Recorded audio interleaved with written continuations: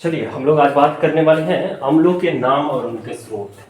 अब देखिए इतना अम्ल 13 अम्ल मैंने यहाँ पे लिखा है, ठीक है।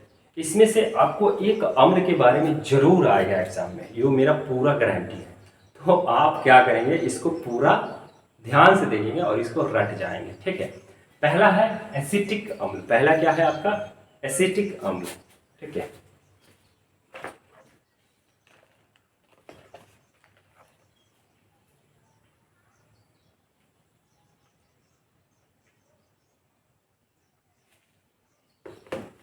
पहला क्या है? एसिटिक अम्ल। ये बहुत ही इंपॉर्टेंट है एग्जाम के लेवल से, या आप कोई भी एग्जाम दे रहे हैं, अगर एसिड बेस से अगर क्वेश्चन पूछा तो इसमें से एक क्वेश्चन जरूर रहेगा, तो आप ध्यान से देखिएगा, ठीक है।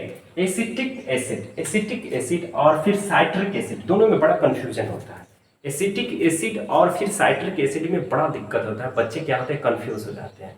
तो एसिटिक एसिड जहां भी पूछे, एसिटिक एसिटिक पूछे, एसिड तो आप सीधे डालेंगे सिरका। क्या डालेंगे? सिरका।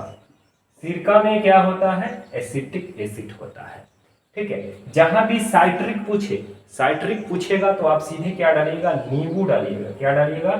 नींबू। क्या डालिएगा? नींबू डालिएगा। और फिर क्या करिएगा? नारंगी डालिएगा, ठीक है। क्या डालिएगा? नींबू और नारंगी।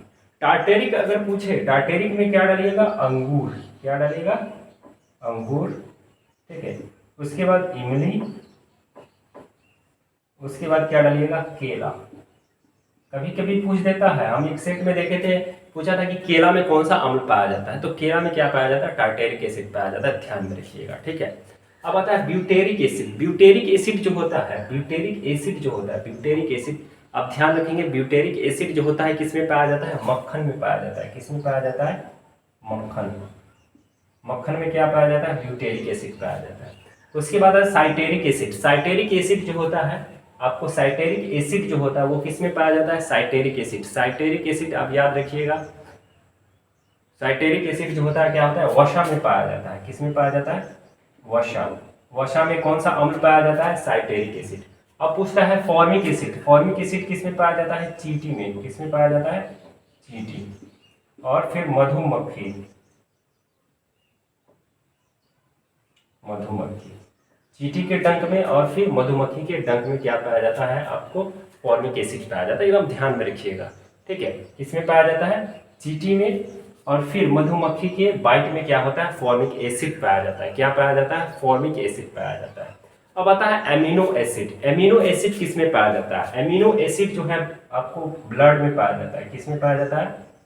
ब्लड। ब्लड में कौन सा एसिड पाया जाता है? एमिनो एसिड पाया जाता है ब्लड में। कौन सा? एमिनो एसिड, ठीक है।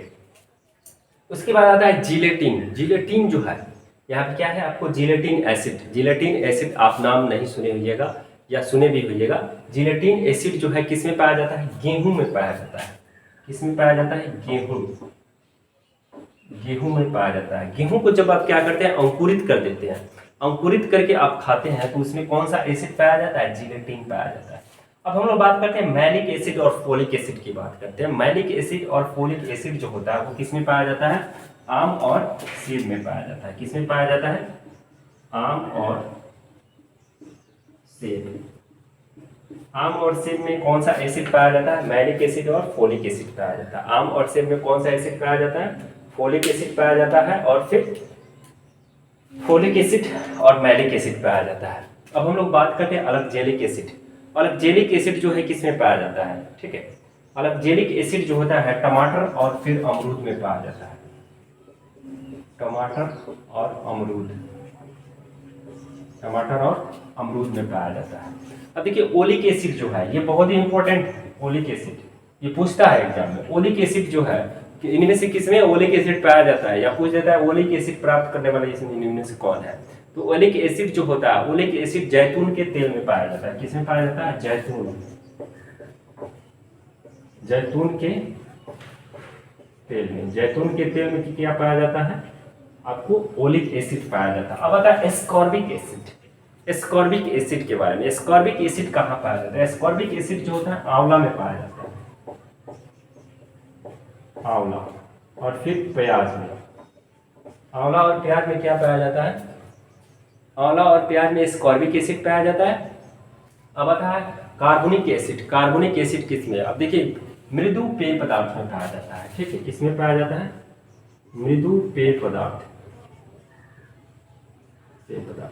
मृदु पेय पदार्थ में क्या पाया जाता है, आपको कार्बोनिक एसिड पाया जाता है। जो हम लोग बाहर से जो लिक्विड लेते हैं पीते हैं, या फिर वो कोल्ड ड्रिंक्स जो होता है उसमें क्या पाया जाता है, कार्बोनिक एसिड पाया जाता है, ठीक है। तो यहाँ आप लोग क्या करेंगे, इसको कंफर्म कर लेंगे। इसमें से एग्जाम में पूछना ही पूछना है। अगर एसिड बेस चैप्टर उठाया तो इसमें से एक क्वेश्चन आपका कंफर्म है। तो आप क्या करेंगे, इसको एकदम कंठस्थ याद कर लेंगे, चाहे आप बीपीएससी टीचर के लिए तैयारी कर रहे हो या फिर किसी भी एग्जाम के। अगर एसिड बेस केमिस्ट्री उठाया तो इसमें से एक क्वेश्चन आपका पक्का है, तो आप इसको कंफर्म कर लें। आगे हम लोग बात करेंगे, आगे हम लोग बात करने वाले बेस के उपयोग, मतलब क्षार के कौन कौन से उपयोग होते हैं उसके बारे में हम लोग बात करेंगे। और उसके बाद हम लोग बात करेंगे पीएच स्केल के बारे में, कि किसी भी विलयन को जब पीएच स्केल पर डाला जाता है तो वो क्या करता है, वो डिनोट करता है कि अम्लीय है कि क्षारीय। ये सभी चीज़ों को हम लोग चर्चा करेंगे। तो नेक्स्ट वीडियो आप देखिए जरूर।